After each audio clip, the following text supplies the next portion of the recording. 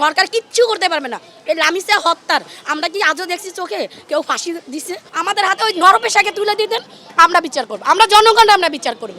আমার মেয়ের নিয়ে ঘর থেকে বের হবো কি বের হবো না এটাই টেনশন করতেছি। আর কোনো বাবা মা যেন এইভাবে তার বুক না হারায় ভাই। সরকার ওদিনকে যাওয়া আসছে পুরো বাংলাদেশে নাড়ায় দিচ্ছে এই বাচ্চাটার মৃত্যুর ঘটনার কারণ। এই কারণে আইসা লামিসার মা বাবাকে আজ সান্ত্বনা দিয়ে গেছে। উনি কি কোনো বলছে যে হ্যাঁ আমরা ঈদের আগে এই বিচারটা করব? উনি বলে নাই। কেন বলে নাই? যত খুনি স্বীকার করছে, নিজে ধর্ষণ করছে, খুন করছে, তাহলে এখানে আবার তদন্ত করার কি আছে? এখানে তদন্ত করার কিছু আছে? আমি মনে করি, আমার বিবেচনা মনে করি এখানে তদন্ত করার কিছু নেই।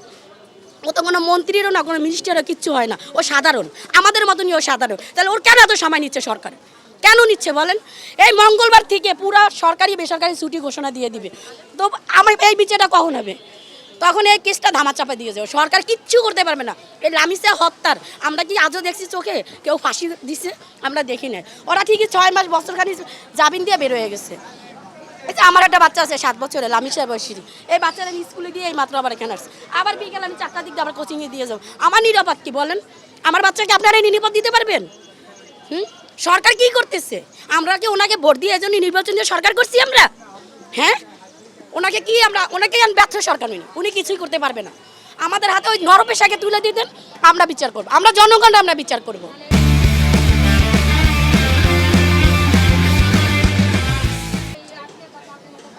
এই কালকে আমরা 10টা পর্যন্ত বাচ্চা নিয়ে, আমার 2 বছরের বাচ্চা একটা, 7 বছরের বাচ্চা নিয়ে আমরা রাস্তায় ছিলাম।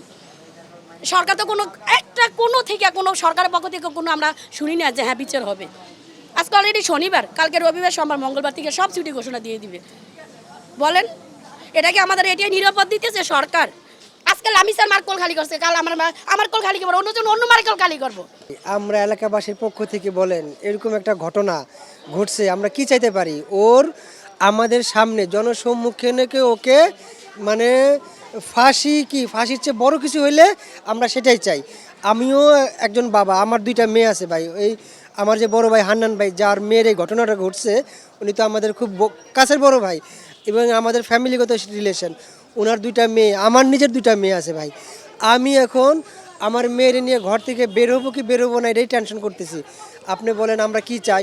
আমরা চাই যে ওরে যদি আমরা নিজের হাতে পাই, হ্যাঁ, ওরে শাহবাগ মোড়ে, নাইলে আমাদের যে এলাকায় ঘটনাটা ঘটাইছে আমাদের এই বিল্ডিংয়ের উপরে ওরে পুরো পাবলিকের সামনে ওরা লটকায় দিতে হবে ভাই, বুঝছেন?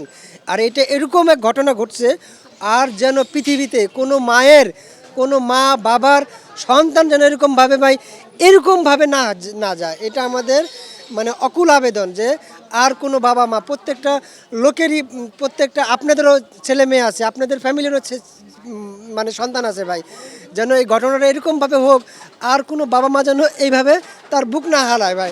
একটা মেয়ে,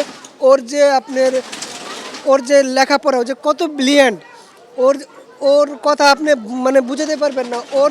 অনেকে জিনিসটা মাইনে নিতে পারে না ভাই। এই মেয়ের মতো এই ফ্যামিলি এরকম ওর মতো পুরো ফ্যামিলির ওর এই ঘটনা ঘটা উচিত, যেন এটা দেখে পুরা বিশ্ববাসী, পুরা বাংলাদেশের মানুষ জানুক যে এটার ঘটনা এরকম মানুষ এর বিচার এই দেশে সরকার করতে পারে।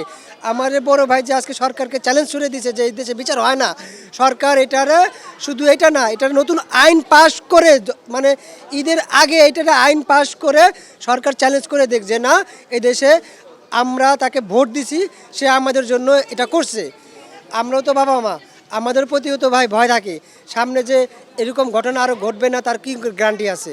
ঠিক আছে, অতি দ্রুত যদি সরকার যদি এটা এরকম আইন পাশ করে, সৌদি আরবের মতো কোরআনের আইন তৈরি করে, এটা সরকারের কাছে আমাদের অকুল আবেদন। আর আমরা তো চাই ভাই তার মানে ওপেন সরকারের কাছে যে ওই